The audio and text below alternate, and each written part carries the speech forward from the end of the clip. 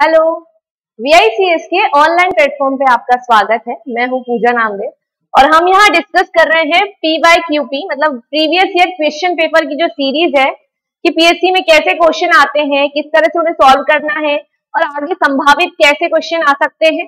तो हमने यहाँ पर मध्य प्रदेश के मतलब मध्य प्रदेश का जो सब्जेक्ट है हमारा, उससे कैसे क्वेश्चन आएंगे, हिस्ट्री से कैसे क्वेश्चन आएंगे और आए थे और वो सॉल्व किए हैं। और साथ में हमारे जो चल रहे हैं वो है ज्योग्राफी के क्वेश्चन कि ज्योग्राफी में किस तरह से क्वेश्चन आए थे और किस तरह से आने वाले हैं। तो जो आज का हमारा जो क्वेश्चन है वो है कि रेगुर मिट्टी का दूसरा नाम है, मतलब एक नाम दे दिया है कि ये कौन सी मिट्टी है, रेगुर मिट्टी। तो रेगुर जो मिट्टी है वो हमारी है काली मिट्टी। जो काली मिट्टी है उसे रेगुर मृदा भी कहा जाता है। अंतरराष्ट्रीय स्तर पर चारनोजम भी इसे कहा जाता है ना, चारनोजम भी कहा जाता है। जो काली मिट्टी है वो सर्वाधिक महाराष्ट्र में पाई जाती है।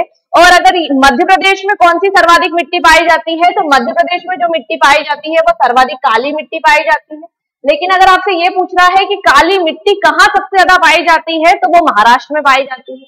तो जो रेगुर मृदा है वो किसे कहा गया, काली मिट्टी को स्वयं ज्योत मृदा भी कहा जाता है और चरनोजम भी इसे कहा जाता है। ठीक है, तो ऐसे ही जैसे अगर आपको आ रहा है कि बांगर और खादर किसके प्रकार हैं, तो बांगर और खादर हमने देखा जलोढ़ मृदा के प्रकार है ना। पुरानी जलोढ़ मिट्टी को क्या कह रहे हैं, बांगर कह रहे हैं। नवीन जलोढ़ को क्या कह रहे हैं, खादर कह रहे हैं। तो उसके स्थान पर, रेगुर के स्थान पर वैसे नाम भी आ सकते हैं आपको। नेक्स्ट है गंडक परियोजना किन दो राज्यों की परियोजना है ना। एक परियोजना दे दी उन्होंने गंडक, है ना। गंडक परियोजना किन दो राज्यों की है, तो आपने देखा होगा गंडक नदी कहाँ से निकलती है। अगर बात करें, गंडक नदी निकल रही है नेपाल से निकल रही है, नेपाल से होते हुए भारत में प्रवेश कर रही है। ये गंगा की सहायक नदी है ना। तो ये है बिहार और उत्तर प्रदेश की संयुक्त परियोजना है ये गंडक परियोजना। ऐसे ही आपको दूसरी परियोजना आ सकती है, जैसे कि माता टीला जो परियोजना है हमारी, रानी लक्ष्मीबाई परियोजना भी इसे कहते हैं। माता टीला बांध किस पर बना, ये लक्ष्मीबाई परियोजना भी कहते हैं इसे, है ना। ये परियोजना किसके बीच है, तो ये यूपी मतलब उत्तर प्रदेश और मध्य प्रदेश के बीच में है ये परियोजना। कौन सी नदी पर बनाई गई है, तो ये बेतवा नदी पर संचालित है ना। और कौन सी परियोजना आ सकती है, जैसे हमने देखा था सतलज, जो भाखड़ा नागल परियोजना है ना, सतलज नदी पर थी। तुलगुल परियोजना झेलम नदी पर आ चुका, कल देखा था क्वेश्चन। तो एक ये क्वेश्चन कहाँ से आ रहे हैं, इस प्रकार के जो क्वेश्चन आ रहे हैं वो ऐसे आ रहे हैं कि कोई सी नदी है ना, नदी का उद्गम आपको कहाँ से हो रहा है, अवसान कहाँ होता है, सहायक नदियों की संख्या कौन सी है, कौन कौन से जलप्रपात उस पर बनाए गए हैं, कौन से बांध उस पर संचालित है, ठीक है, और कौन सी परियोजना संचालित की जा रही है। ये इस आधार पर आपको नदियों से रिलेटेड क्वेश्चन पूछेंगे। और हमने MP से भी देखे थे। हर बार हम देख रहे हैं जो जितने भी लेक्चर आ रहे हैं, एक लेक्चर में आपके हम कम से कम 2 से 3 सालों के पेपर यहाँ डिस्कस कर रहे हैं। उनमें देखा हमने 4 से 5 क्वेश्चन, चाहे वो मध्य प्रदेश वाला जो हमारा सिलेबस था या हमारा ज्योग्राफी का सिलेबस है, उसमें 4 से 5 क्वेश्चन हम डेली नदियों से रिलेटेड सॉल्व कर रहे हैं। तो उनका आधार जो पूछने का है वो सिर्फ ये है कि उसका उद्गम देखते हैं, ये अवसान कहाँ हो रहा है, सहायक नदियां क्या है, कौन सा जलप्रपात बना रही है, कौन से बांध बने हुए हैं और उस पर कौन कौन सी परियोजना संचालित है और वो परियोजना किन दो देशों के बीच में। ऐसे क्वेश्चन आएंगे इधर से, ठीक। फिर भारत का सबसे छोटा केंद्र शासित प्रदेश। अब ये बात हो गई सबसे छोटा। एक लास्ट लेक्चर में मैंने आपको बताया था कि हमें ऐसे क्वेश्चन आएंगे कि भारत में सबसे ऊंचा, सबसे लंबा, सबसे छोटा, बांध हो, नदी हो, झरने हो, झील हो, है ना, केंद्र शासित प्रदेश हो, जिला हो, उस प्रकार से क्वेश्चन पूछेंगे। ऐसे ही विश्व में भी करना है आपको, सबसे लंबा, ऊंचा, छोटा, नदी, झरने, झील वगैरह, पहाड़, सबसे ऊंचा जो पर्वत का बिंदु है ना, वो ऐसे क्वेश्चन। या मध्य प्रदेश में भी कौन से आएंगे, सबसे लंबा, ऊंचा, छोटा। तो ये वाले जो चीजें हैं ये आप उस हिसाब से सॉल्व करें। तो यहाँ पे जो सबसे छोटा केंद्र शासित प्रदेश वो हमारा लक्षद्वीप है, और जो सबसे बड़ा केंद्र शासित प्रदेश है, क्षेत्रफल की बात हो रही है, तो वो अंडमान निकोबार होगा अगर सबसे बड़ा होगा तो, ठीक। तो आपको कैसे याद रखना है, सामान्य अध्ययन की बुक में से सबसे लंबा, ऊंचा, छोटा किस आधार पर करेंगे। एक आप कॉलम बनाइए बकायदा मध्य प्रदेश का, दूसरा भारत का और तीसरा विश्व का। इस आधार पर आप देखेंगे कि जैसे कि अगर बात करें, है ना, जैसे कोई सी नदी ले ली हमने, है ना, तो नदी मध्य प्रदेश में सबसे लंबी नदी कौन सी हो गई, नर्मदा हो गई, भारत में सबसे लंबी नदी कौन सी हो गई? गंगा हो गई। और विश्व में सबसे लंबी नदी कौन सी हो गई? नील नदी हो गई। तो ऐसे ही आप इस आधार पर इसको सॉल्व कर सकते हैं, पर्वत, झरना, बांध, ऐसे करके इसको सॉल्व करिए। फिर देखेंगे प्रधानमंत्री भारत जोड़ो परियोजना संबंधित है। हमारे एक लेक्चर में शायद मध्य प्रदेश के लेक्चर में मैंने आपको बताया था कि भारत जैसे कोई सी परियोजना आ रही है, परियोजना, योजना, है ना, सरकार द्वारा संचालित कोई सा कार्यक्रम आ रहा है, तो इनमें किसे सॉल्व करना है इस प्रकार के क्वेश्चनों के लिए, आपके से क्वेश्चन आते हैं, तो उसके लिए आपको इनकी स्थापना, मतलब या तो इनका प्रारंभ कह देंगे, क्योंकि कोई सा भी प्रोग्राम होगा तो उसका प्रारंभ के हिसाब से आता है कि कब प्रारंभ हुआ उसका, है ना, कब प्रारंभ हुआ, किस लिए हुआ, मतलब उसका उद्देश्य क्या है, और अगर वो आपके करंट से है, मतलब कह देंगे कि अभी 2022 चल रहा है, तो 2021 और 22 में कोई सा नया प्रोग्राम लॉन्च हुआ है, नई योजना आई है, तो वो लॉन्च किसके द्वारा की गई, ऐसा प्रश्न भी आता है। ठीक है, और इसके लाभार्थी कौन है ना, या लाभ क्या मिल रहा है, तो ये है भारत जोड़ो परियोजना, जो किससे संबंधित है, राजमार्गों के विकास से। जो राष्ट्रीय राजमार्ग विकास प्राधिकरण जो हमारा है उसके द्वारा संचालित है, ये राजमार्गों के विकास से संबंधित है और उसका विस्तारित प्रोग्राम में आ रहा है ये। ठीक है, ऐसी दूसरी योजना भी आ सकती थी आपको। फिर हम देखेंगे विटीकल्चर, है ना, विटीकल्चर, तो विटीकल्चर कहा जाता है अंगूर के उत्पादन को। पीएससी में ऐसे क्वेश्चन आते हैं, विटीकल्चर किसको कहते हैं, या आपसे पूछ सकते हैं पिस्सीकल्चर किसे कहते हैं, है ना, पिस्सीकल्चर किसे कहते हैं, तो पिस्सीकल्चर मत्स्य पालन को कहते हैं, है ना, जैसे पिस्सी हो गया। या आपसे पूछ सकते हैं वर्मी कल्चर किसे कहते हैं, तो वर्मी कल्चर केचुआ पालन हो गया। या हम बोले जैसे सेरीकल्चर किसे कहते हैं, जैसे पीएससी में सेरीकल्चर भी आ चुका है, तो सेरीकल्चर किसे कहते हैं, तो रेशम कीट पालन हो गया, है ना। पर्ल कल्चर किसे कहते हैं, मोतियों का संवर्धन, मोतियों का पालन हो गया। ठीक, तो एक किस लिए, मतलब कोई सा अगर ये कल्चर से संबंधित चीजें आ रही, मतलब संवर्धन करना, उत्पादन करना वाली चीज आ रही है, तो विटीकल्चर में क्या कर रहे हैं हम, अंगूर का उत्पादन कर रहे हैं, अंगूर का बड़े लेवल पे खेती हो रही है ना। इस प्रकार से आ रहा है पिस्सी मत्स्य कल्चर, वर्मी कल्चर केचुआ की कल्चर, सेरीकल्चर रेशम कीट पालन। तो आप और भी सारे कल्चर की, आप जैसे सामान्य अध्ययन की बुक पढ़ते हैं होंगे कोई सी, तो उसमें साइड में एक ब्रैकेट मतलब कॉलम ही बना होता है, ये कल्चर है, ये कल्चर है, ये कल्चर है। ठीक है, तो आप उससे याद कर सकते हैं उसको, जैसे हॉर्टिकल्चर बागवानी हो गया आपका। ठीक, फिर आ रहा है महान हिमयुग का संबंध। हिमयुग मतलब जब पूरा जैसे धरातल जब है वो हिम से ढका हुआ है ना, धरातल जो है वो हिम से ढका हुआ था, तो वो ये समय था प्लीस्टोसीन, है ना। प्लीस्टोसीन जो समय था वो कब था, पूरा धरातल किससे बचा हुआ था, हिम से ढका हुआ था, तो वो प्लीस्टोसीन था, है ना। तो महान युग का संबंध प्लीस्टोसीन से हुआ। ये वाले टाइप के जो क्वेश्चन है वो एक से जैसे आप पढ़ रहे हैं, तो बीच में ऐसा कुछ इंपॉर्टेंट फैक्ट आ गया तो बस उसी हिसाब से, बाकी ये अलग से कोई ऐसे नहीं आते कि पर्टिकुलर, जैसे हमने नदी के क्वेश्चन किस तरह के आ रहे थे, पहाड़ों के कैसे आ रहे थे, वनों से कैसे आ रहे थे, वैसा टाइप नहीं चलता इसमें। तो बस पढ़ते पढ़ते एकदम कोई सी लाइन ऐसी इंपॉर्टेंट आ गई और बस उससे संबंधित है। फिर मानसून शब्द की उत्पत्ति, है ना, तो जो मानसून शब्द है वो अरबी भाषा के मॉनसून शब्द से बना हुआ है ना, उससे ये शब्द बना हुआ है। जैसे अभी अरबी भाषा की मॉनसून से बना हुआ है, बाद में इसको क्या कहा गया, मतलब हमने मानसून ले लिया कि जो मानसून कहाँ से चलेगा, कि ये जो हमारा हिंद महासागर है ना, हिंद महासागर नीचे है ना, हिंद महासागर और ये अरब सागर, ये बंगाल की खाड़ी, तो यहाँ से चलने वाली जो हवाएं हैं, जो मौसम है, उसको हमने मानसून नाम दे दिया। उन पवनों को क्या नाम दे दिया गया, मानसून पवने नाम दे दिया गया।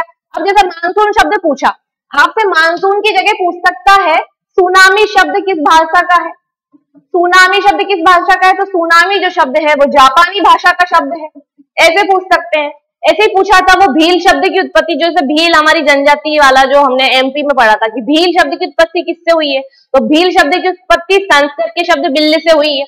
ऐसे प्रश्न आ सकते हैं आपको। ठीक है, कोई शब्द उसकी उत्पत्ति किस भाषा से हुई है।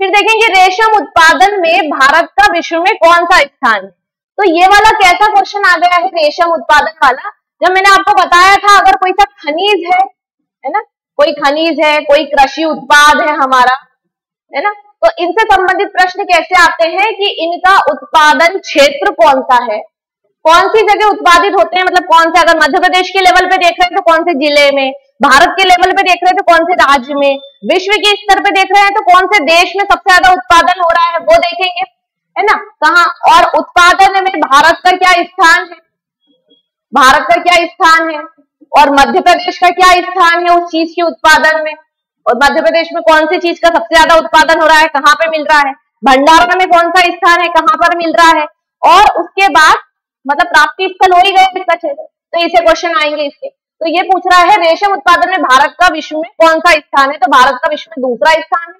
तो पहले स्थान पर कौन है, आपको ये भी याद रखना पड़ेगा, पहले स्थान पर है चीन, है ना। एक लेक्चर में ये भी देखा था हमने कि कोई सा, जैसे यूरेनियम देखा था, यूरेनियम में हमने देखा था कजाकिस्तान का प्रथम स्थान है, या रबड़ के उत्पादन में थाईलैंड का प्रथम स्थान है, या हम देखेंगे कोई सी जैसे तांबे के उत्पादन में चिली देश का प्रथम स्थान है, या फिर केले के उत्पादन में भारत का प्रथम स्थान आ गया था, गेहूं और चावल के उत्पादन में चीन का प्रथम स्थान आ गया था। तो कौन सा देश किस चीज के उत्पादन में प्रथम आ रहा है, या कौन से खनिज या कृषि उत्पाद में भारत का कौन सा राज्य प्रथम आ रहा है, ऐसा याद रखना आपको। फिर देखेंगे भारत में सबसे कम नगरीय जनसंख्या, है ना, ये कहां से प्रश्न पूछा गया है, ये प्रश्न पूछा गया है भारत की जनगणना से, है ना, जनगणना से ये प्रश्न पूछा गया है। तो जनगणना से रिलेटेड हमने ये क्वेश्चन देखे थे, क्षेत्रफल में सबसे बड़ा कौन सा, सबसे छोटा कौन सा, सबसे ज्यादा नगरीय जनसंख्या कहाँ निवास करती है, सबसे कम नगरीय जनसंख्या कहाँ निवास करती है, या फिर क्या देखा था, सर्वाधिक जनजाति कहाँ निवास करती है, सर्वाधिक अनुसूचित जाति कहाँ निवास करती है, लिंगानुपात किस जगह का ज्यादा है, किस जगह का कम है। मध्य प्रदेश की जनगणना भी करनी है आपको, भारत की जनगणना भी करनी है, और ये जनगणना जो है 2011 वाली करनी है आपको, ठीक है, क्योंकि 21 वाली हुई नहीं है अभी। तो भारत में सबसे कम नगरीय जनसंख्या वाला जो राज्य है वो सिक्किम है, और सर्वाधिक जनसंख्या वाला जो राज्य है नगरीय जनसंख्या वाला वो गोवा है, ठीक है, 2011 के अनुसार। फिर देखेंगे भारत में सबसे लंबी तटरेखा वाला राज्य, तटरेखा मतलब ये हमारी तटरेखा हो गई, ठीक, तटरेखा हो गई। अब इसमें सबसे लंबी तटरेखा वाला जो राज्य है वो यहाँ से यहाँ तक ये जो चल रहा है ये जगह है गुजरात की। गुजरात की तटरेखा सबसे लंबी है, करीब 1600 किलोमीटर के आसपास की जो तटरेखा है इसकी, है ना, सबसे लंबी तटरेखा हो गई गुजरात की, ठीक। और फिर पूछेंगे सबसे लंबी तटरेखा वाला गुजरात है राज्य, भारत की तटरेखा कितनी है, भारत की तटरेखा की लंबाई, अगर सिर्फ ये मुख्य भूमि की बात करें, ये है हमारी मुख्य भूमि, है ना, तो मुख्य भूमि की जो तटरेखा की लंबाई है वो 6100 किलोमीटर है, ठीक। फिर वो पूछेगा भारत की कुल भूमि की तटरेखा की लंबाई कितनी है, कुल भूमि में हमारा ये जो हमारा इधर लक्षद्वीप है ना, ये भी आ जाएगा, और यहाँ जो हमारा अंडमान निकोबार द्वीप समूह ये भी आ जाएगा। इनके द्वीपों की तटरेखा भी जब जोड़ ली जाएगी तो ये 7516 किलोमीटर हो जाएगी, ठीक है। अगर ये मुख्य भूमि की पूछ रहे हैं तो 6100, अगर ये कुल भूमि की पूछ रहे हैं तो वो 7516 किलोमीटर हो रही है। फिर आपसे प्रश्न ये भी पूछ सकते हैं कि भारत के कौन कौन से राज्य तटरेखा पर स्थित है ना, कौन कौन से राज्य तटरेखा पर स्थित है, तो भारत की कुल 9 राज्य तटरेखा पर स्थित है। बात करें कौन सा, यहाँ हो गया गुजरात, ठीक है, गुजरात के बाद ये हो गया महाराष्ट्र, फिर ये यहाँ हो गया गोवा, और ये हो गया कर्नाटक, कर्नाटक के बाद ये केरला, केरला के बाद इधर तमिलनाडु, तमिलनाडु के बाद इधर आंध्र प्रदेश, आंध्र प्रदेश के बाद ये उड़ीसा, और उड़ीसा के बाद इधर हमारा पश्चिम बंगाल। कितने हो गए, 1 2 3 4 5 6 7 8 9, है ना, 9 राज्य जो है तटरेखा से लगे हुए हैं। तो ये भी आपको प्रश्न आ सकता है। फिर देखेंगे चिल्का झील किस राज्य में है, तो चिल्का झील जो है उड़ीसा में है, ठीक है, चिल्का झील उड़ीसा में है, भारत की विशालतम झील है ये, और खारे पानी की विशालतम झील है, और वैसे भी विशालतम ही झील है चिल्का झील, कहाँ है, उड़ीसा में। आपसे पूछ सकते हैं सांभर झील कहाँ है ना, सांभर डिडवाना ये कहाँ है, तो ये राजस्थान में है ना, दोनों राजस्थान में। आपसे पूछ सकते हैं डल झील कहाँ है, या वूलर झील कहाँ है, या बेरीनाग, शेषनाग, अनंतनाग ये कहाँ पर है, तो ये है हमारे जम्मू कश्मीर राज्य में है।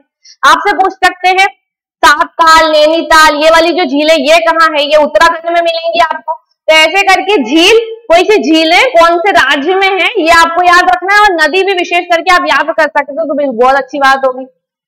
फिर देखेंगे सुंदरवन डेल्टा का निर्माण करने वाली नदियां, है ना, सुंदरवन डेल्टा की बात हो रही, तो सुंदरवन डेल्टा कहाँ है, सुंदरबन डेल्टा जो आप देखेंगे कि ये जो है हमारा क्या है, एक देश बांग्लादेश, ठीक, और ये हमारा भारत है। तो भारत और बांग्लादेश के बीच जो नदी है वो कौन सी, हमारी गंगा और जो ब्रह्मपुत्र नदी है, यहाँ से गंगा आ रही है, इधर से ब्रह्मपुत्र आ रही है। तो गंगा और ब्रह्मपुत्र की नदियां जो है ये विशाल डेल्टा का निर्माण करती है ना। तो ये हमारा गंगा ब्रह्मपुत्र का जो डेल्टा है ये किन दो देशों के बीच हो गया, सुंदरबन डेल्टा गंगा और ब्रह्मपुत्र नदियों का डेल्टा है, और ये किन दो देशों के बीच हो गया। अगर पूछे, अगर ये सुंदरबन डेल्टा, एक तो ये पूछ लिया किन नदियों पर बना हुआ, तो हमने नदी तो देख ली गंगा और ब्रह्मपुत्र, फिर किन दो देशों के मध्य है, तो ये भारत और बांग्लादेश के बीच स्थित है। लेकिन अगर आपको ऑप्शन में ऐसा भी दिया हो, एक ऑप्शन में भारत भी दिया हो, दूसरे ऑप्शन में बांग्लादेश दिया हो, फिर तीसरे चौथे ऑप्शन में कुछ और दिया हो, जब दोनों आ जाए तो हमें बांग्लादेश लगाना है, क्योंकि इस सुंदरबन डेल्टा का करीब 40% जो भाग है वो भारत में आता है, और जो 60% भाग है वो कहाँ आता है, पश्चिम बंगाल में आता है। 40% भाग आ रहा है हमारा भारत में और 60% पश्चिम बंगाल में आ रहा है, तो इसीलिए इसकी स्थिति ज्यादा कहाँ हो गई, बांग्लादेश में हो गई। ठीक है, ये पश्चिम बंगाल गलत लिखा है मैंने, ठीक है, बांग्लादेश है ये, ठीक, बांग्लादेश में और ये भारत के बीच में हो गया। ऐसे ही ये आपसे पूछ सकते हैं सुंदरी नाम के वृक्ष मिलते हैं, इसलिए सुंदरवन नाम पड़ा। सुंदरवन नाम क्यों पड़ा, एक विशेष प्रकार के मैंग्रोव वन जो हमारी वनस्पति की पर्यावरण के लिए बहुत आवश्यक होते हैं, तो मैंग्रोव वन का एक प्रकार है जो सुंदरी वन है ना, सुंदरी वृक्षों की अधिकता होने के कारण इसका नाम क्या पड़ गया, सुंदरवन डेल्टा पड़ गया। फिर देखेंगे हिमालय की सबसे ऊंची चोटी, हिमालय की जो सबसे ऊंची चोटी कंचनजंगा कहाँ स्थित है। अब हिमालय की सबसे ऊंची चोटी कंचनजंगा नहीं है, हिमालय की सबसे ऊंची चोटी हमें क्या पता है कि माउंट एवरेस्ट, कौन सी है, माउंट एवरेस्ट है। लेकिन माउंट एवरेस्ट कहाँ है, यहाँ नहीं आ रही, माउंट एवरेस्ट कहाँ आ रही है, नेपाल में आ रही है। भारत में सबसे ऊंची जो चोटी है वो कौन सी आती है, K2 आती है, गॉडविन ऑस्टिन आती है, जो हमने कल देखा था ना लास्ट लेक्चर में, POK में आ रही थी। और ये कंचनजंगा कहाँ आ रही थी, सिक्किम में आ रही थी, है ना, कंचनजंगा कहाँ है, सिक्किम में आ रही है। आपको इनकी ऊंचाई भी ध्यान रखनी है कि कितनी है, जैसे हमने एवरेस्ट की देखी थी, ठीक है, एवरेस्ट की ऊंचाई देखी थी हमने 8850 मीटर। हमने फिर देखा K2 मतलब गॉडविन ऑस्टिन की देखी थी हमने 8611 मीटर, ठीक है। फिर हमने देखा था कंचनजंगा, तो कंचनजंगा की हम देख रहे हैं, कंचनजंगा की जो ऊंचाई है वो 8598 मीटर। जो मुख्य मुख्य चोटियां हैं सीक्वेंस से 1 2 3 4 5 6 7 मतलब कम से कम 7-8 चोटियां जो ऊंचाई के क्रम में आप याद रख सके उनको याद रखिए बिल्कुल। तो इन तीनों को तो बिल्कुल भूलना ही नहीं है, क्योंकि ऐसे आ सकता है कि भारत की सबसे ऊंची चोटी, तो भारत की सबसे ऊंची चोटी आएगी K2, लेकिन ये भारत अधिकृत क्षेत्र में नहीं है। कहाँ आती है, ये पाक अधिकृत क्षेत्र में आती है, पाक अधिकृत कश्मीर वाले क्षेत्र में है। लेकिन अगर वो फिर वो पूछ रहा है कि भारत की भारत अधिकृत क्षेत्र में सबसे ऊंची चोटी, तो वो कंचनजंगा है ना। अब ये पूछ रहा है हिमालय की चोटी कंचनजंगा है कहाँ, तो वो सिक्किम में हो गई, ठीक। फिर देखेंगे अंतःस्थली अपवाह नदी का उदाहरण। अंतःस्थली, जो अंतःस्थली से मतलब समझ में आ रहा है ये जो स्थल है, स्थल के नीचे जो बह रही है, मतलब ये जो नदी है ये यहाँ तो बह ही रही है और उसके बाद नीचे बह रही है, इस हिसाब से मतलब जमीन के नीचे अगर बह रही है अंतःस्थली, स्थल के नीचे बहने वाली नदी है ना, तो इसमें आएगी घग्गर नदी हमारी इसका आंसर। इसका एक और उदाहरण आप देख सकते हैं लूनी नदी। लूनी नदी भी इसमें जो है अंतःस्थली नदी का उदाहरण है, जो कि हमारे राजस्थान में बहती है, गुजरात राजस्थान वाले जो क्षेत्र में है ना, अरावली पर्वतमाला से निकलती है लूनी नदी, तो ये भी अंतःस्थली नदी है। दूसरी घग्गर नदी भी हमारी अंतःस्थली नदी है, ठीक। फिर देखेंगे कर्क रेखा गुजरती है, वो पूछ रहा है कर्क रेखा गुजरती है तो कहां से गुजरती है, मध्य प्रदेश से गुजरती है क्या, बिल्कुल हाँ। त्रिपुरा से गुजरती है क्या, हाँ। मिजोरम से गुजरती है क्या, हाँ। तो इसका आंसर क्या हो गया हमारा, इन सभी, मतलब ये सभी इसका आंसर हो गया। तो कर्क रेखा जो है भारत के कुल 8 राज्यों से गुजरती है ना।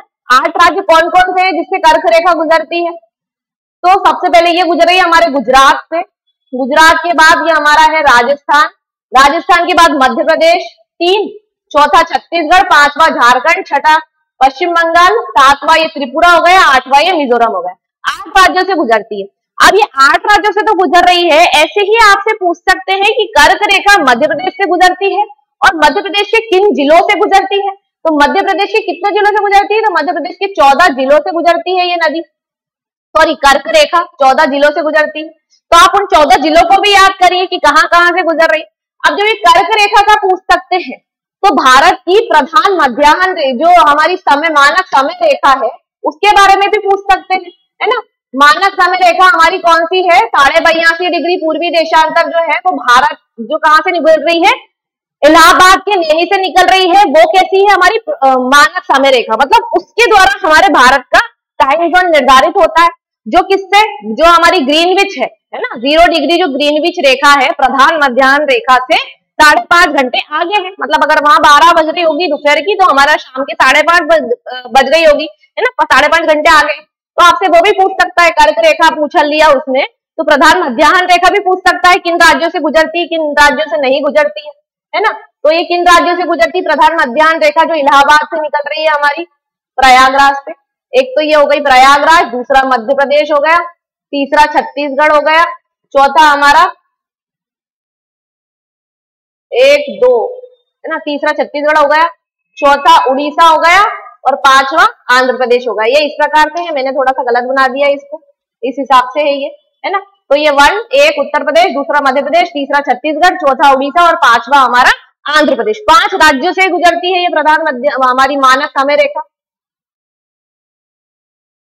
नेक्स्ट क्वेश्चन देखेंगे, सूर्य का आकार पृथ्वी से कितने गुना है। हमने कल भी करा था इस क्वेश्चन को, एक बार और आ चुका है, सॉरी ये वाला नहीं आया था, दूरी आई थी कि सूर्य से दूरी कितनी है, तब मैंने आपको ये भी बता दिया था कि कितने आकार में उससे बड़ा हो सकता है, ऐसा प्रश्न भी आ सकता है। आपको पृथ्वी का विषुवत रेखीय व्यास, पृथ्वी का ध्रुवीय व्यास वो भी आ सकता है ना। पृथ्वी का प्रकाश, सूर्य का प्रकाश पृथ्वी तक कितने मिनट में पहुंच सकता है, ऐसा प्रश्न भी आ सकता है।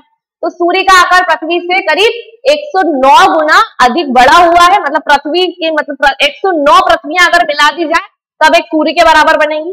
फिर आपका सूर्य का प्रकाश पृथ्वी तक कितने मिनट में पहुंचता है, तो 8 मिनट 16 सेकंड के आसपास पहुंचता है ये ना, 8 मिनट 16 सेकंड में पृथ्वी पर पहुंचता है इसका प्रकाश। फिर देखेंगे नेक्स्ट क्वेश्चन, सौर मंडल का सबसे ठंडा ग्रह। तो हमने कल इसको डिस्कस किया था कि सूर्य के जो सबसे पास के ग्रह होंगे, मतलब सबसे नजदीक के ग्रह होंगे, वो कैसे होंगे, गर्म होंगे, और जो दूर के ग्रह होंगे, जैसे पास का ग्रह कौन सा हो गया, बुध, तो ये ज्यादा गर्म। इसकी तुलना में ठंडा कौन सा हो गया, शुक्र। उसकी तुलना में ठंडा कौन सा हो गया, बुध शुक्र। पृथ्वी, फिर मंगल, फिर बृहस्पति, फिर शनि, फिर अरुण, फिर वरुण, है ना। तो सबसे ठंडा कौन सा हो गया, इसमें वरुण हो गया। वरुण से गर्म कौन, अरुण। अरुण से गर्म शनि, इस प्रकार से। तो सौर मंडल का सबसे ठंडा ग्रह कौन सा हो गया, नेपच्यून, और नेपच्यून मतलब होता है हमारा वरुण। तो सबसे ठंडा ग्रह है नेपच्यून, ठीक। आपसे पूछेंगे सबसे गर्म कौन सा, तो सबसे गर्म में हम लगाते हैं इसका आंसर बुध लगाते हैं, है ना। ग्रहों से रिलेटेड क्वेश्चन हमने ऐसे देखे थे कल कि सर्वाधिक परिक्रमण काल किस ग्रह का है, सबसे कम परिक्रमण काल किस ग्रह का है, सर्वाधिक परिभ्रमण काल, मतलब अपने स्थान पर सबसे जल्दी कौन घूम जाता है, सबसे देर से कौन घूमता है, ठीक है। फिर हमने देखा था, ये वाले क्वेश्चन भी आएंगे, सर्वाधिक घनत्व किसका है, किस ग्रह का है, सबसे कम घनत्व किस ग्रह का है ना। सर्वाधिक द्रव्यमान किस ग्रह का है, सबसे कम द्रव्यमान किस ग्रह का है। तो ऐसे प्रश्न भी आप जो हमारा जो पूरा ग्रहों से संबंधित जो क्वेश्चन है वो ऐसे ही आएंगे आपको। अब ये जो प्रश्न आ रहा है, कैसा प्रश्न है, डरबन नगर कहाँ स्थित है ना। डरबन एक नगर है और स्थित कहाँ है, तो डरबन जो है दक्षिण अफ्रीका महाद्वीप में स्थित है। जैसे आपको डरबन पूछा, ठीक है, आपसे डरबन पूछा तो आपसे ये भी पूछ सकते हैं कैलिफोर्निया कहाँ है, आपसे ये पूछ सकते हैं न्यूयॉर्क कहाँ है ना। एक जो प्रमुख हम देखते हैं ना कि न्यूज़पेपर में जो बड़े बड़े शहरों के नाम जो हाईलाइट्स होते हैं उनके नाम आप देखेंगे वो आ जाते हैं यहाँ से प्रश्न के रूप में। जैसे अगर सिडनी कहाँ है ना, अलग अलग जो शहर हैं उनके नाम, चर्चित नाम अगर किसी कारण से है, तो वो जैसे मैंने आपको जोहान्सबर्ग बताया था, है ना, सोने का शहर कहाँ है, वो भी अफ्रीका में ही था। तो ऐसे आपको प्रश्न आ सकते हैं। नेक्स्ट है अलकनंदा और भागीरथी, ये कल 3 बार क्वेश्चन देखा था हमने और आप चौथी बार देख रहे हैं। अलकनंदा और भागीरथी कहाँ मिलती है, देवप्रयाग में मिलती है। भागीरथी नदी कहाँ से निकल रही थी, गोमुख हिमानी से निकल रही थी, गोमुख से निकल रही थी, गोमुख से निकल रही थी गंगोत्री हिमानी से, है ना। हिमानी कौन सी थी, गंगोत्री थी। ऐसे ही अलकनंदा जो थी वो अलकापुरी हिमनद से निकल रही थी, है ना। अलकापुरी हिमनद से निकल रही थी और ये दोनों क्या करती हैं, देवप्रयाग नामक स्थान पर मिलती हैं और यहाँ पे जाके ये क्या कहलाने लग जाती है, गंगा कहलाने लग जाती है। ठीक है, नेक्स्ट देखेंगे निम्न में से किस राज्य में सबरीमाला स्थित है। सबरीमाला हम जब पढ़ रहे थे क्या पढ़ा था हमने, यही इसकी शुरुआत जब चल रही थी ज्योग्राफी की, तब हमने देखा था सबरीमाला से संबंधित एक प्रश्न आया था कि सबरीमाला कहाँ है। तो सबरीमाला जो केरल में है, यहाँ पे क्या है, अय्यप्पा स्वामी। अय्यप्पा स्वामी कौन, मुरुगन, जो कुमार कार्तिकेय को ही कहा जाता है यहाँ पे अय्यप्पा स्वामी मुरुगन। तो ये प्रश्न पूछने का उद्देश्य 2015 में 2009 के आसपास ही पूछा गया था। उद्देश्य ये था कि यहाँ पर महिलाओं, करंट अफेयर्स में काफी, मतलब करंट का काफी चर्चित मुद्दा था। क्यों था, क्योंकि यहाँ पर महिलाओं के प्रवेश पर आपत्ति थी। मंदिर प्रशासन के द्वारा महिलाओं को प्रवेश नहीं दिया जा रहा था, तो उनके द्वारा सुप्रीम कोर्ट में याचिका दायर की गई थी। ठीक है, कि महिलाओं को भी प्रवेश दिया जाए और प्रवेश मिलने की अनुमति भी मिल गई उन्हें। ठीक, तो इस प्रकार से एक चर्चित मुद्दा है, तो उससे संबंधित क्या उन्होंने प्रश्न पूछ लिया है यहाँ पर। ठीक, फिर देखेंगे बेलाडीला किसके उत्पादन के लिए प्रसिद्ध है। तो ये खनिज है, बेलाडीला लोह या स्टील के लिए। तो हमने देखा था खनिज आ गए, है ना, या फिर कृषि के उत्पाद आ गए। तो ये कहाँ मिल रहा है, इनसे संबंधित स्थल कौन से, ऐसे आपको याद रखना है। जैसे लोह है, जैसे आपसे पूछ ले डिगबोई, है ना, डिगबोई क्यों प्रसिद्ध है। अगर डिगबोई आ जाता तो डिगबोई पेट्रोलियम उत्पादों के लिए प्रसिद्ध होता, है ना, पेट्रोलियम उत्पादों के लिए प्रसिद्ध होता। आपसे पूछ सकते हैं सूरमा घाटी क्यों प्रसिद्ध है, वो भी इसीलिए प्रसिद्ध है। आपसे कुछ दूसरा पूछ सकते हैं, जैसे कि कलसुबाई किस लिए प्रसिद्ध है, कुद्रेमुख किस लिए प्रसिद्ध है, कडप्पा किस लिए प्रसिद्ध है, ये पूछ सकते थे, है ना। जैसे कटनी में हमारा अगर राज्य स्तर पर देखें तो बॉक्साइड मिल रहा है ना। या फिर हमने जैसे ये भरवेली खदान किस लिए प्रसिद्ध थी, हमने वो क्वेश्चन भी करा है यहाँ पर। मलाज खंड किस लिए प्रसिद्ध है, वो क्वेश्चन भी करा है, तांबे के उत्पादन के लिए प्रसिद्ध था। या आपसे जवार खदान पूछ सकते हैं कि जवार खदान किस लिए प्रसिद्ध है ना, चांदी के लिए प्रसिद्ध है, राजस्थान में मिलती है ना, राजस्थान में है ये।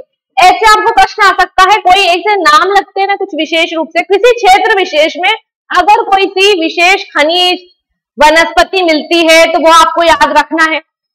जैसे हमने देखा था सूरजमुखी सर्वाधिक कहाँ हो रहा है, या फिर हमने देखा मक्के का उत्पादन सर्वाधिक कहाँ हो रहा है, कर्नाटक हो रहा है। तो एक खनिज या एक कृषि उत्पाद कहाँ सर्वाधिक हो रहा है, उसका मध्य प्रदेश में स्थान, भारत का विश्व में स्थान और विश्व में प्रथम कौन, ऐसे आपको याद रखना है। ठीक, फिर देखेंगे जैसे एक बार पीएससी ने क्या पूछ लिया था, जैसे बेलाडीला देखा है, एक बार उसने पूछ लिया था वसुंधरा क्या है। तो वसुंधरा एक तेल का कुआं है जो कि अंकलेश्वर गुजरात में है। ऐसा प्रश्न भी पूछा जा चुका है। तो आपको कुछ विशेष जो नाम आ रहे हैं वो याद रखने पड़ेंगे, तभी आपको उनको सॉल्व कर पाएंगे। जैसे तलचर पूछा, तलचर कहाँ है, उड़ीसा में। ठीक है, कोयले का एक क्षेत्र है तलचर जो उड़ीसा में, ऐसे भी प्रश्न पूछ सकते हैं वो आपको।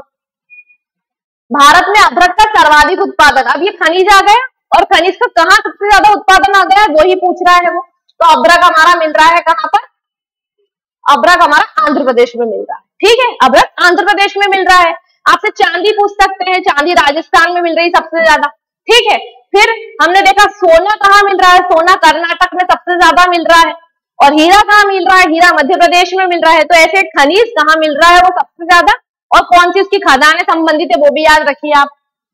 फिर देखेंगे भारत के किस राज्य की सीमा नेपाल, भूटान और चीन से मिलती है ना। किससे मिल रही है, ये नेपाल से भी मिल रही है, ये भूटान से भी मिल रही है और ये चीन से भी मिल रही है। हमारा सिक्किम है। ठीक है, सिक्किम के एक तरफ हो गया नेपाल, एक तरफ हो गया भूटान और दूसरी साइड ये ऊपर कौन हो गया, चीन हो गया। इस प्रकार की इसकी स्थिति है। जैसे आपसे ये पूछा है ना, वैसे आपसे दूसरा क्वेश्चन भी पूछ सकता है। कैसे पूछ सकता है, जैसे अभी हमने क्या देखा, किस राज्य की सीमा वो पूछ रहा है, नेपाल से मिल रही है, भूटान से मिल रही है और चीन से मिल रही है। तो हमने देखा ये जो सिक्किम है, ये सिक्किम की बॉर्डर हो गई। अब ये नेपाल से भी मिल रहा है ये बॉर्डर से, दूसरे साइड से भूटान से भी मिल रहा है, तीसरे साइड से चीन से भी मिल रहा है। आपसे ये भी पूछ सकता था, ऐसा कौन सा राज्य है जिसकी सीमा भूटान से भी मिल रही है, चीन से भी मिल रही है और म्यांमार से भी मिल रही है। तो हम देखेंगे अरुणाचल प्रदेश। अरुणाचल प्रदेश एक तरफ से भूटान से, दूसरी साइड ये चीन से, तीसरी साइड से ये इधर से म्यांमार से मिल रहा है। फिर आपसे पूछ सकते हैं तीनों ओर से बांग्लादेश से घिरा राज्य कौन सा है। तो ये देखेंगे हम त्रिपुरा। ये पूरी तीनों साइड से, ये साइड से तीनों ओर से बांग्लादेश से घिरा हुआ है। फिर आपसे पूछ सकते हैं ऐसा कौन सा राज्य है जिसकी सीमा नेपाल, भूटान और बांग्लादेश से मिलती है? तो ये जो पश्चिम बंगाल देख रहे हैं हम, इस पश्चिम बंगाल की सीमा एक तरफ ये नेपाल से मिल रही है, एक तरफ ये बांग्लादेश से मिल रही है और एक तरफ ये भूटान से मिल रही है।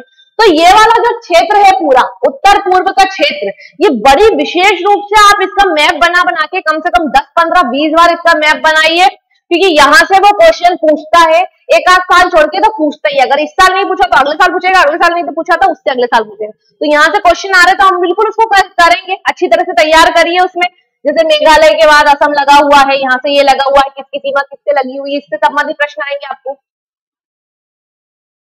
फिर हम देखेंगे, क्या देखेंगे कि तलचर प्रसिद्ध कोयला क्षेत्र। अभी बताया था मैंने, एक क्षेत्र है जो किस लिए प्रसिद्ध है, तो तालचर प्रसिद्ध है कोयला क्षेत्र के लिए। कहाँ मिल रहा है तालचर? उड़ीसा में मिल रहा है। हमने देखा था डिगबोई असम पेट्रोलियम के लिए था, हमने देखा था बेलखीला लोहा के लिए था, ठीक है ना। हमने देखा था जवाहर खदान राजस्थान में चांदी के लिए प्रसिद्ध थी। ऐसे क्षेत्र क्यों प्रसिद्ध है? जैसे सुहागपुर या सिंगरौली आ जाता तो मध्य प्रदेश में कोयले के लिए प्रसिद्ध था, है ना। हमने छत्तीसगढ़ में बेलाडीला देख लिया था। ऐसे आपको प्रश्न आ सकते हैं कि कोई सा क्षेत्र वो किस खनिज के लिए, किस कृषि उत्पाद के लिए प्रसिद्ध है और कहां पर है। नेक्स्ट है गरजती चालीसा, प्रचंड पसाता और चीखता साठा। तो एक क्वेश्चन आया था कल, हमने क्या देखा था, पछुआ पवने आ गई थी, आ गए थे ना पछुआ पवने। तब मैंने आपको बता दिया था कि पछुआ पवने दोनों ही गोलार्धों में, मतलब उत्तरी गोलार्ध और दक्षिणी गोलार्ध दोनों में 40 से 60 डिग्री उत्तरी और दक्षिणी अक्षांशों पर चलने वाली पवने होती है पछुआ पवने, है ना। पछुआ पवने दोनों ही गोलार्धों में चलती है, लेकिन ये पवने क्या करती हैं, कहां से कहां तक चलती है? उपोष्ण उच्च वायु दाब से उपध्रुवीय निम्न वायु दाब की ओर चलती है ये पवने, ठीक है। ऐसे ये चलने का इनका क्रम हो गया। अब इसमें ये होता है कि उत्तरी गोलार्ध में सिर्फ पछुआ ही बोलेंगे, लेकिन जो दक्षिणी गोलार्ध है, और हमने देखा था कल, जो कल का लेक्चर था उसमें बताया था मैंने आपको कि उत्तरी गोलार्ध में तो पूरे महाद्वीप वगैरह है जगह जगह, ये उत्तरी अमेरिका हो गया, ये यूरोप हो गया, ये एशिया हो गया, ठीक है, सारे ये महाद्वीप आ गए हैं। तो इस वजह से यहाँ पे स्थलखंड ज्यादा है, तो इनका जो वेग होता है वो कैसा होता है, कम होता है। लेकिन दक्षिणी गोलार्ध में सिर्फ हम देखेंगे इधर अफ्रीका महाद्वीप है, इधर सिर्फ ऑस्ट्रेलिया महाद्वीप है, और ज्यादातर मतलब स्थलखंड नहीं है, स्थलखंड का अभाव है, मतलब कम स्थलखंड है। इसके कारण से ये जो हमारी पछुआ पवने हैं बहुत ही तेज वेग से चलती, बहुत ही तेज वेग से चलती है। 40 डिग्री अक्षांश पर, मतलब जो 40 डिग्री अक्षांश है दक्षिणी अक्षांश पर, इसे गरजता चालीसा। 50 डिग्री दक्षिणी अक्षांश पर प्रचंड पचासा, और 60 डिग्री दक्षिणी अक्षांश पर इसे क्या कहा जाता है, चीखता साठा कहा जाता है। क्यों कहा जाता है? ये उत्तरी गोलार्ध में ये नाम नहीं है, उत्तरी गोलार्ध में तो पछुआ पवने ही बोलेंगे, दक्षिण में भी पछुआ ही बोलेंगे, लेकिन इस क्षेत्र में दक्षिणी गोलार्ध में स्थलखंड नहीं है, कम है, तो इनको दौड़ने के लिए, जैसे खाली सड़क पर लड़के गाड़ी कितने तेज से दौड़ाते हैं, है ना, दौड़ाते हैं ना ज्यादा तेज, ऐसे ही ये पवने भी खाली जगह है, स्थलखंड नहीं है, तो बहुत तेज वेग से चलती हैं, और ये यहाँ पर चीखती हुई गरजता चालीसा, प्रचंड पचासा और चीखता साठा कहला रही है। नेक्स्ट देखेंगे अल्फा अल्फा क्या है। अल्फा अल्फा एक प्रकार की घास। अब क्या है ना, घास से सिर्फ अल्फा अल्फा महत्वपूर्ण नहीं है, आपको विभिन्न प्रकार के जो महाद्वीप हैं उनमें कौन कौन सी घासें पाई जाती है उससे संबंधित प्रश्न आपको करने पड़ेंगे। जैसे अगर बात करें ये वेनेजुएला की, वेनेजुएला में मिलेगी आपको लानोज, है ना, फिर ब्राजील में मिलेगी सेल्वास, उरुग्वे में मिलेगी कंपास, ठीक है, कंपास भी एक प्रकार की घास है। फिर यहाँ मिलेगी आपको अर्जेंटीना के ऊपरी हिस्से में पंपास, है ना, और यहाँ नीचे साइड मिलेगी पंपास, ये घास हो गई आपकी। फिर ये अगर अफ्रीका की बात करें तो यहाँ बेल्ट घास मिल जाएगी, ऑस्ट्रेलिया की बात करें तो यहाँ डाउन्स घास मिल जाएगी, है ना, अमेरिका कनाडा वाले क्षेत्र की बात करें तो यहाँ प्रेयरी घास के मैदान मिल जाएंगे। तो ये क्या है, घास के मैदान है एक तरह से, और अलग अलग महाद्वीपों में अलग अलग विशेषताओं के कारण इनको ये नाम दिए गए हैं। तो आपको ये नाम याद रखने पड़ेंगे कि कौन सी घास कहां पर पाई जाती है, ठीक। नेक्स्ट हम देखते हैं हमारा क्वेश्चन, समान वर्षा वाले क्षेत्र को जोड़ने वाली रेखा। हमने कल भी इसे करा था। समान वर्षा वाला क्षेत्र आइसोहाइट, समान वायु दाब वाला क्षेत्र आइसोबार, समान तापमान वाला क्षेत्र आइसोथर्म, समान लवणता वाला क्षेत्र आइसोहेलाइन, ठीक है। नेक्स्ट है, निम्न में से कौन सा विश्व का कॉफी पोर्ट कहलाता है? ये भी हम तीसरी बार डिस्कस कर रहे हैं कल परसों से अभी तक। तो कॉफी पोर्ट मतलब कॉफी का बंदरगाह जो हमारा कहलाता है, सेंटोस कहलाता है। ठीक है। अगर वो पूछता कॉफी की मंडी पूछता तो साओ पोलो लगा देते, लेकिन बंदरगाह पूछ रहा है तो सेंटोस हो गया। ठीक है। रियो डी जेनेरो जो हो गई ब्राजील की सांस्कृतिक राजधानी हो गई, ब्यूनस आयर्स आइलैंड की हो गई उधर की। ऐसे ही आपको जिसने ये कॉफी बंदरगाह पूछा है ना, आपसे पूछ सकता है गेहूं की डलिया किसे कहा जाता है? तो गेहूं की डलिया हो गई हमारी, क्या हो गई? यूक्रेन हो गया, यूक्रेन हो गई गेहूं की डलिया, है ना। मसालों का बगीचा हमारा केरला हो गया। ठीक है। या फिर भारत का डेट्रॉइट पीतमपुर हो गया। तो एक उपनाम वगैरह कहाँ मिलते हैं? कुछ क्षेत्र विशेष में अगर कोई सी विशेष रूप से सिर्फ उसी क्षेत्र में ज्यादा मिलती है कोई सी सामग्री, कोई सा खनिज, जैसे बेलाडीला भी एक उटपटांग से ही नाम था, ऐसे ये सेंटोस कॉफी बंदर का भी एक अलग टाइप का ही नाम मिल रहा है हमको।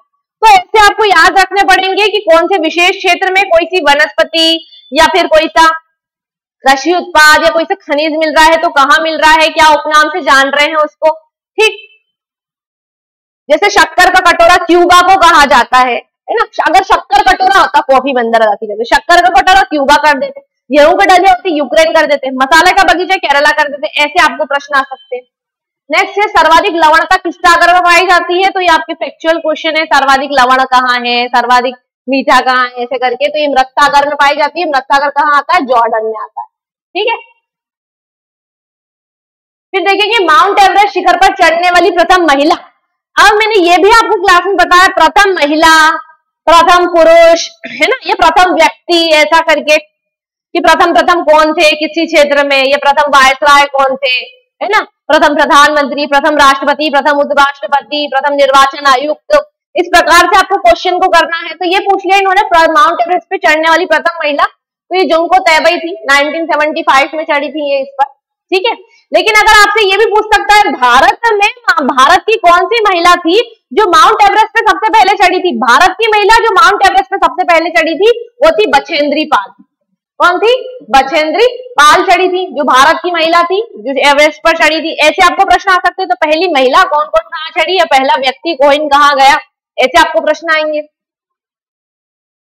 फिर पूछना है फेदोमीटर, है ना। फेदोमीटर जो नापता है एक यंत्र हो गया। ठीक, एक यंत्र हो गया फेदोमीटर, और वो क्या नापता है? समुद्र की गहराई, है ना।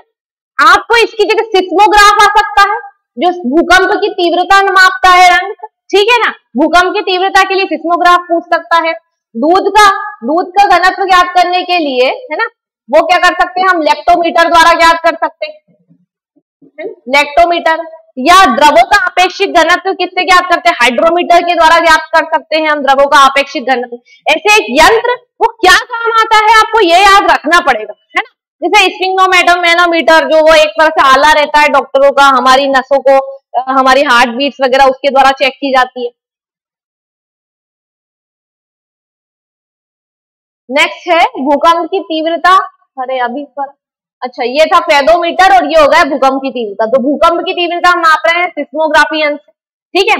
फिर बैरोमीटर से वायुदाब नापते देते हैं हम। वायुदाब मापी यंत्र कौन सा होगा? बैरोमीटर।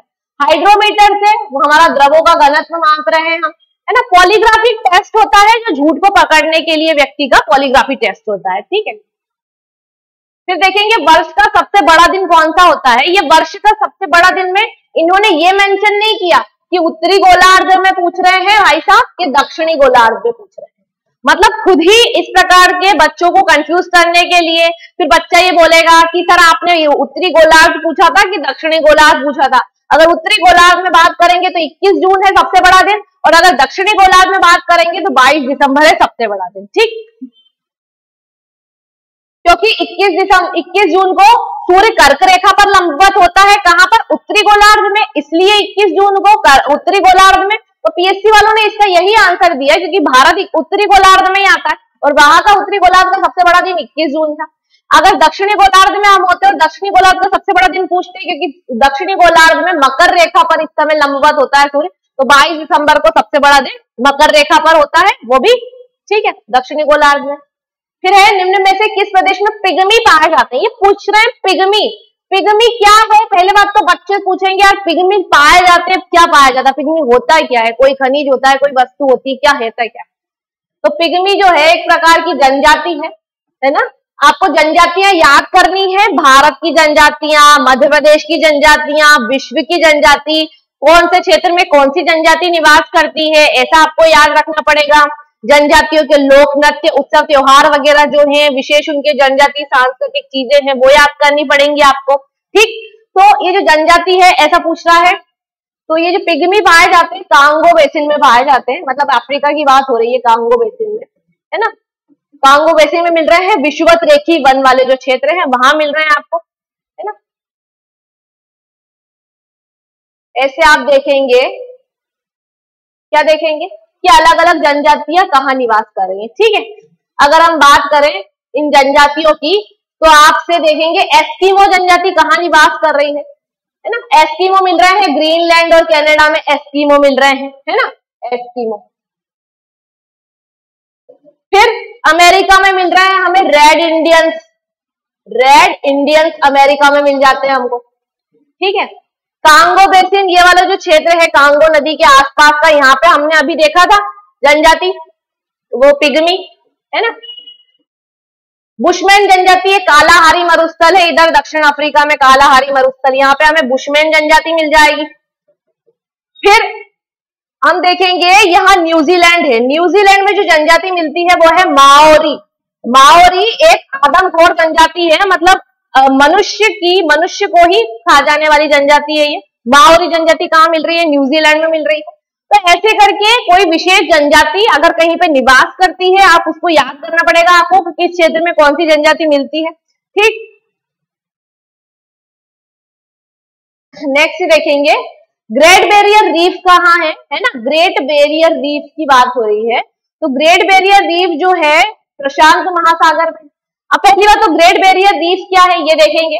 तो जो ग्रेट बैरियर रीफ है हमारी इसे देखेंगे, है ना। ये आप देख रहे हैं ऑस्ट्रेलिया, ऑस्ट्रेलिया में एक प्रांत है उसे कहते हैं क्वींसलैंड। तो उसी के क्या है ये, यहाँ पर मूंगे की चट्टाने है विश्व में सबसे बड़ी, ये मूंगा, मूंगा मतलब प्रवाल भित्ति से निर्मित, है ना। मूंगे की चट्टाने है, सबसे ऊंची है। ये कहाँ आ रही है? तो ये हम देखेंगे, ये जो महाद्वीप है हमारा प्रशांत महासागर, है ना, यही पूछा है उसने किस जगह है। तो यहाँ पर एक ग्रेट बैरियर रीफ ऑस्ट्रेलिया के क्वींसलैंड प्रांत में है ये। ठीक है, मूंगे की चट्टान मतलब जो प्रवाल द्वीप, प्रवाल जो छोटे छोटे जीव आते हैं उनके अस्थि पंजरों से इसका निर्माण हुआ है ना, क्वींसलैंड प्रांत में। इसके जस्ट पास में ग्रेट डिवाइडिंग रेंज है। ग्रेट डिवाइडिंग रेंज पूछे कि वो कहाँ है, तो वो भी ऑस्ट्रेलिया में है, वो भी प्रशांत महासागर में आ गई एक तरह से। Great dividing range, great barrier reef कहाँ आ रही है? ऑस्ट्रेलिया में आ रही है। ठीक, तो ये क्या हो रही है, एक तरह से कोई विशेष क्षेत्र में कोई सा पर्वत हो गया, ये आपको याद रखना है। जैसे हमने कल देखा था रॉकी पर्वतमाला कहाँ है, तो ये पूरे ऐसे में रॉकी पर्वतमाला थी उत्तरी अमेरिका महाद्वीप में। हमसे एंडीज पर्वतमाला कहाँ है, तो ये एंडीज पर्वतमाला थी हमारी दक्षिण अमेरिका महाद्वीप में। ऐसे आपको प्रश्न आ सकते हैं, तो आप इनको बिल्कुल ध्यान रखिए कि कौन सी पर्वतमाला वगैरह कहाँ पर क्या है। ऐसी चीजों को आपको ज्योग्राफी में मैप से रिलेटेड ही क्वेश्चन आते हैं, हमने मैप से रिलेटेड क्वेश्चन को ही सोल्व किया है इतने सारे अभी तक, तो आप उनका विशेष रूप से ध्यान रखिए कहाँ पे क्या है। अब पूछ रहे हैं निम्न से किस देश की भारत के साथ सबसे लंबी स्थलीय सीमा है। कल हम इसको डिस्कस कर चुके हैं आराम से, बहुत ज्यादा बांग्लादेश के साथ है, और मैप में हमने डिस्कस कर भी लिया था कि सबसे ज्यादा बांग्लादेश के साथ है, सबसे कम अफगानिस्तान के साथ है, वो भी पाक अधिकृत कश्मीर है। ठीक, आपको इसमें ऐसे क्वेश्चन भी याद रखना है, बांग्लादेश के साथ कौन कौन से राज्यों की सीमा है, नेपाल के साथ कौन कौन से राज्यों की सीमा लगी है, किस राज्य की सीमा किस देश के साथ सर्वाधिक लगी है ना, ऐसे आपको क्वेश्चन याद रखना है। फिर देखेंगे निम्न में से दक्षिण भारत की सबसे ऊंची चोटी कौन सी है। दक्षिण भारत, ठीक, ये दक्षिण भारत की बात हो रही है। दक्षिण भारत की सबसे ऊंची चोटी पूछ रहा है, अनाई मुडी है ना, अन्नामलाई की पहाड़ियों पर अनाई मुडी है। ये क्या है? अनाई मुडी, अनाई मुडी है, और ये है अन्नामलाई की पहाड़ियों पर। अन्नामलाई की पहाड़ियों पर सबसे ऊंची चोटी है दक्षिण भारत की सबसे ऊंची चोटी 2696 मीटर इसकी ऊंचाई है। फिर पूछे दक्षिण भारत की दूसरी सर्वोच्च सबसे ऊंची चोटी, तो वो डोडा बेट्टा है जो कि नीलगिरी की पहाड़ियों पर है। कौन सी पहाड़ियों पर? नीलगिरी की पहाड़ियों पर है। फिर अगर आपसे ये ना पूछ के आपसे जैसे पूछ रहे हैं अभी कि दक्षिण भारत की सबसे ऊंची चोटी, ये पूछ लिया उसने तो हमने बता दिया था अनाईमुड़ी। फिर आपसे ये भी पूछा जा सकता है कि नीलगिरी की पहाड़ियों की सबसे ऊंची चोटी कौन सी, तो नीलगिरी की हमने दोड़ा बेट्टा देख ली। फिर अगर आपसे ये पूछ लिया है ना, इसके अलावा आपसे ये पूछ सकता है कि गुरु शिखर किसकी सबसे ऊंची चोटी है, तो गुरु शिखर भी हमने कल देखा था अरावली पर्वतमाला की सबसे ऊंची चोटी जो माउंट आबू में है वो सबसे ऊंची चोटी अरावली की गुरु शिखर हो गई। फिर आपसे ये पूछ सकते हैं महेंद्रगिरी पर्वतमाला कहाँ, तो महेंद्रगिरी पर्वतमाला आंध्र प्रदेश और उड़ीसा में फैली हुई है। ठीक, जो हमने देखा था कि दक्षिण पश्चिम मानसून इससे टकरा के लौट के फिर इधर साइड वस्ती छाया प्रदेश का निर्माण हो रहा था। ठीक, फिर निम्न किन दो पर्वत श्रेणियों के मध्य कश्मीर घाटी स्थित है, तो ये कश्मीर घाटी बृहद हिमालय और पीर पांजाल के बीच स्थित है। एक हमने क्वेश्चन इसका शायद डिस्कस किया था कि जैसे फूलों की घाटी कहाँ है, पीर पांजाल कहाँ है, जास्कर श्रेणियां कहाँ है, लद्दाख श्रेणी किसमें आ रही है, ट्रांस हिमालय में आ रही है लद्दाख जास्कर वगैरह, तो आपको मध्य पीर पांजाल कहाँ आ रही है, मध्य हिमालय में आ रही है। ठीक है, बुग्याल पयार क्या कहते हैं, दून द्वार क्या है, कहाँ पे आते हैं, तो ये जो है हिमालय से संबंधित जो आपको पूरी जो शब्दावलियां हैं ये हिमालय का जो आप पेपर देखेंगे तो उसमें आती जाएंगे। आपको तो ये याद रखना है कौन सी श्रेणी वगैरह या कौन सी विशेष घाटी किस क्षेत्र में आ रही है। फिर देखेंगे भारत के निम्न राज्यों को भौगोलिक क्षेत्र घटते क्रम में बताना है ना, भौगोलिक क्षेत्र में। अब देखिए सबसे बड़ा तो हमें पता है राजस्थान है और हमने दूसरा याद कर रखा है कि मध्य प्रदेश में। ठीक है, अब पहला हो गया राजस्थान और दूसरा पे मध्य प्रदेश, लेकिन मध्य प्रदेश हम ढूंढ रहे हैं हमें नहीं मिल रहा है। ठीक, फिर कौन सा है, महाराष्ट्र है वैसे इसमें देखा जाए तो, उसके बाद इसमें कर्नाटक है निम्न में से बात करें तो, और उसके बाद फिर तमिलनाडु। आपको ऐसे क्वेश्चन कैसे हल कर सकते हैं, आप तब हल कर सकते हैं जब आपको ये पता हो कि भारत का नक्शा आप देखते हो। मेरी लास्ट क्लासेस में मैंने आपको बताया है कि आपको क्या करना है, भारत का, विश्व का और मध्य प्रदेश का जो मैप है वो अपने कमरे में लगा लेना है, बार बार देखना है, टेबल के नीचे भी लगाना है, दीवार पे भी लगाना है, जिससे आपको दिखता रहे। तो आप अगर देखेंगे तो आपको पता चलेगा कि हमने सबका सीक्वेंस तो याद नहीं करा था, लेकिन अगर जो व्यक्ति रोज इस मैप को देख रहा है तो उसे पता चलेगा कि हाँ ये बड़ा है ना, और हमें दूसरा मध्य प्रदेश पता है लेकिन और नहीं पता, लेकिन सब में देख रहे हैं तो बाकी में फिर अब उस ऑप्शन वाले के हिसाब से ये बड़ा दिख रहा था। फिर अगर आप देखते चलते तो कर्नाटक और तमिलनाडु में देखने से ही पता चल रहा है, भले आपको इसके क्षेत्रफल नहीं पता लेकिन दिखने से ही पता चल रहा है कि तमिलनाडु से बड़ा क्या लग रहा है, हमको कर्नाटक लग रहा है। तो इस हिसाब से अगर आप मैप को रोज देखते रहें, क्योंकि हमने इतने सारे क्वेश्चन सोल्व करे हैं, मैप के बाहर 10% ही क्वेश्चन होंगे जो मैप के अंदर से कुछ चीजें आ रही होगी, बाकी भारत, विश्व और मध्य प्रदेश के मैप से ही क्वेश्चन आते हैं ज्योग्राफी में। नेक्स्ट देखेंगे हम कि भारत के किस द्वीप का उद्गम ज्वालामुखी है ना, द्वीप मतलब कौन सा द्वीप ज्वालामुखी द्वीप है, तो भारत में दो द्वीप हैं ज्वालामुखी द्वीप, एक तो है बेरन है ना जो अंडमान निकोबार में आता है, अंडमान निकोबार द्वीप समूह के अंदर आता है। ठीक है, दूसरा है नारकोंडम, ये भी द्वीप है हमारा ज्वालामुखी द्वीप, लेकिन ये कैसा है, सुसुप्त है। हमारे यहाँ सक्रिय ज्वालामुखी है एशिया में एकमात्र, मतलब जो हमारे भारत में एकमात्र है ना, भारत में एकमात्र सक्रिय ज्वालामुखी है वो कौन सा है, हमारा बेरन सक्रिय ज्वालामुखी है, लेकिन अभी तक इसमें ऐसे विस्फोट वगैरह ऐसा नहीं हुआ है। ठीक, फिर देखिए निम्न से कौन सा एक भारत में नीली क्रांति से संबंधित हो, तो मध्य प्रदेश नीली, ये क्रांति वाले क्वेश्चन भी पूछता है ना, अभी पूछ रहा है नीली क्रांति। अब आप जैसे हमने नहीं पढ़ी है, हमें कोई सी क्रांति वगैरह नहीं आ रही, तो एक अंदाजा भी तो लगा सकते हैं नीला क्या होता है, समुद्र होता है, सागर होता है ना। तो अगर देखेंगे बागवानी भी नीली विली नहीं होती, रेशम तो हमने देखा था सेरिकल्चर होता है। ठीक है, और वो रेशम का भी उत्पादन नीला नहीं होगा ना, पुष्प को होंगे नीले नीले कलर के तो बहुत कम ही होते, तो मछलियां नीले समुद्र में होती हैं, तो आप उससे अंदाजा लगा के इसको लगा सकते हैं। आपसे जैसे ये नीली क्रांति पूछा है ना, ऐसे आपसे पूछ सकता है श्वेत क्रांति, तो दुग्ध उत्पादन से हो गई, लाल क्रांति तो अंडा मांस से संबंधित हो गई, आपसे पीली क्रांति पूछ सकते हैं तिलहन के उत्पादन से हो गई, आपसे भूरी क्रांति पूछ सकते हैं, काली क्रांति पूछ सकते हैं, गुलाबी क्रांति पूछ सकते हैं। तो जो क्रांतियां हैं ये भी आपको सामान्य अध्ययन की जो आपकी बुक होगी उसके अंदर आराम से क्रांति और वो किससे संबंधित है ये चीजें लिखी होंगी, आप उसको याद करिए, है ना। फिर भारत तथा पाकिस्तान के मध्य सीमा रेखा एक उदाहरण है ना, सीमा रेखा एक उदाहरण है, पूछ रहा है किस प्रकार की सीमा है, कहने का मतलब कि 4 टाइप की सीमाएं देख रखी है उसने, अध्यारोपित, पूर्ववर्ती, अवशिष्ट और परवर्ती। अब हमारे यहाँ की अध्यारोपित सीमा ऐसी सीमा होती है, जैसे अगर हम बात करें ये, ठीक है,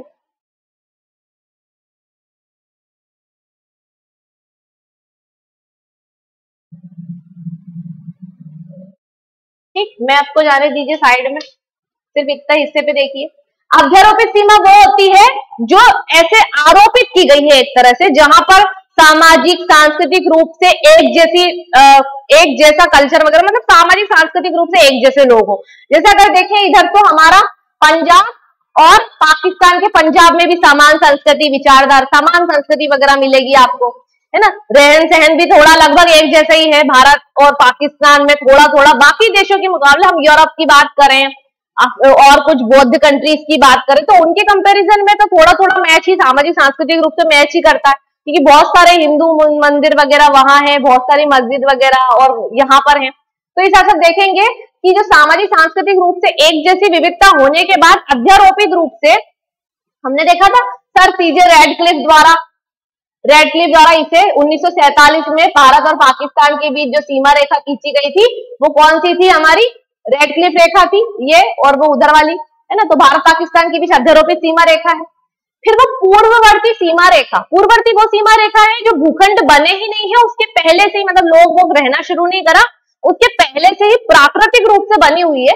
तो यहाँ पर प्राकृतिक रूप से अगर बात करें तो ये जो हमारी, ये जो नेपाल वाली बॉर्डर, ये वाली या ये वाली या ये वाली, ये हमारी जो ये नेपाल के साथ वाली बॉर्डर, ये चीन के साथ वाली बॉर्डर भी हमारी है ना, ये म्यांमार के साथ वाली जो बॉर्डर, तो ये वाली बॉर्डर हमने नहीं बनाई है, ये बकायदा प्रकृति के द्वारा पहले से ही बनी हुई थी, हमने कोई नहीं बनाई, बाद में फिर भले ही हमने उसमें करवा दिया, वो हमारे सैनिक वगैरह लगवा दिया, तो वो हो गई पूर्ववर्ती सीमा। फिर अवशिष्ट सीमा वो होती है जो पुरातात्विक रूप से हम देखें कि हमारी चीन जो है उसकी जो दीवार है एक तरह से, वो मंगोलिया चीन के बीच एक तरह से सीमा रेखा हो गई। फिर परवर्ती सीमा रेखा वो होती है जहां पर दो कल्चर्स के लोग, मतलब एक जगह की बॉर्डर से जब आप प्रवेश करके दूसरे स्थान पर पहुंच रहे हैं तो सामाजिक सांस्कृतिक रूप से बहुत सी विविधता आ जाती है। मतलब उस सीमा को, मतलब आप कदम रखते ही दूसरे क्षेत्र में पहुंचते ही आपको पता लग जाएगा कि हाँ यहाँ की विविधता ये, और ये कंट्रीज ये और ये राज्य अलग है, क्योंकि बहुत ज्यादा बोली भाषा में अंतर आ जाता है। ठीक, तो ये होती है परवर्ती सीमा रेखा। तो भारत और पाकिस्तान की भी सीमा रेखा जो है वो अध्यारोपित सीमा का उदाहरण था। ठीक, नेक्स्ट देखेंगे निम्न में से कौन सा जलाशय चंबल नदी पर बना हुआ है। अब ये नदी आ गई और नदी पर पूछा गया, जलाशय आ गया, तो नदी, उद्गम, अवसान, सहायक नदियां, जलप्रपात, बांध, ये चीजें आपको याद रखनी सब नदियों में। तो जो चंबल घाटी परियोजना है मध्य प्रदेश की पहली नदी घाटी परियोजना है, मध्य प्रदेश की पहली नदी घाटी परियोजना है चंबल नदी घाटी परियोजना, और इस पर बनाया गया है, इस पर हमने देखा था मंदसौर में गांधी सागर बांध था, चित्तौड़ में राणा प्रताप सागर था, कोटा में जवाहर सागर बांध था, तो वो कौन सा था, चंबल नदी पर, है ना। ऐसे ही फिर इसका आंसर तो ये हमारा हो गया राणा प्रताप। फिर नागार्जुन सागर किस नदी पर है, कल देखा था कृष्णा नदी पर है, आंध्र प्रदेश में कृष्णा नदी पर। फिर रिहंद बांध, रिहंद परियोजना रिहंद नदी पर संचालित है, कहां पर, उत्तर प्रदेश में संचालित है ये परियोजना। ऐसे ही कोई एक परियोजना जैसे माता टीला बांध हमने देखा, आज ही देखा ना, बेतवा नदी पर था, उत्तर प्रदेश मध्य प्रदेश की संयुक्त परियोजना।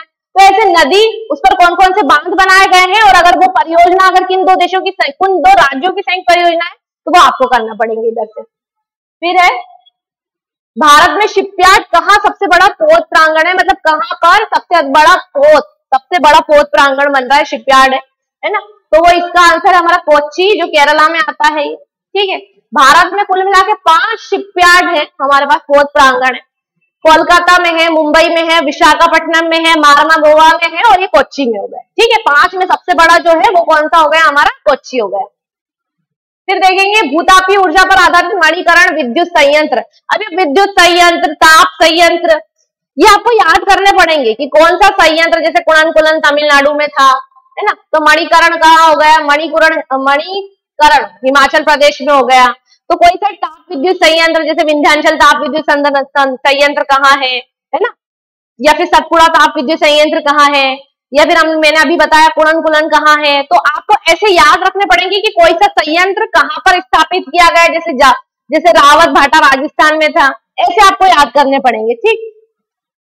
फिर देखेंगे साइलेंट वैली परियोजना निम्न में से किस राज्य में है। साइलेंट वैली, वैली मतलब घाटी, साइलेंट मतलब शांत, तो ये शांत घाटी परियोजना है, जो कि आप देखेंगे हमने देखा शांत घाटी केरला में है ना, केरला में शांत घाटी है, तो उसी पर एक इंग्लिश में बोल दिया उसको साइलेंट वैली। और साइलेंट वैली परियोजना कहाँ पर है, केरला में, ठीक। ऐसे आपको एक परियोजना जैसे उकाई परियोजना कहाँ है, गुजरात में है, ताप्ती नदी के ऊपर, ठीक है। हमने देखा था भाखड़ा नांगल सतलज नदी पर है। हमने देखा हमारा अभी कौन सी परियोजना थी, रानी लक्ष्मीबाई परियोजना, मध्य प्रदेश और उत्तर प्रदेश की संयुक्त परियोजना बेतवा नदी वाली। फिर हमने देखा था चंबल परियोजना के बारे में, आज देखा था ना अभी, चंबल नदी पर राणा प्रताप सागर बांध। ऐसे एक परियोजना कहाँ पर है, उससे जैसे कोयना परियोजना, महाराष्ट्र में कोयना नदी पर एक नदी, कौन सी परियोजना संचालित है, बांध कौन से बने, जलप्रपात कौन से बने, सहायक नदी कौन सी है, उद्गम कहाँ हो रहा है, अवसान कहाँ हो रहा है, ये आपको याद रखना पड़ेंगे। नदी से रिलेटेड हमारा बहुत सारे क्वेश्चन आ रहे हैं यहाँ पर। तो आज के जो क्वेश्चन होते हैं वो हमारे यहीं खत्म होते हैं। आज के लिए थैंक यू। और अगर आपको हमारा ये जो पूरी सीरीज है अगर आपको पसंद आ रही हो तो प्लीज इसे लाइक, शेयर और सब्सक्राइब कीजिए। Thank you.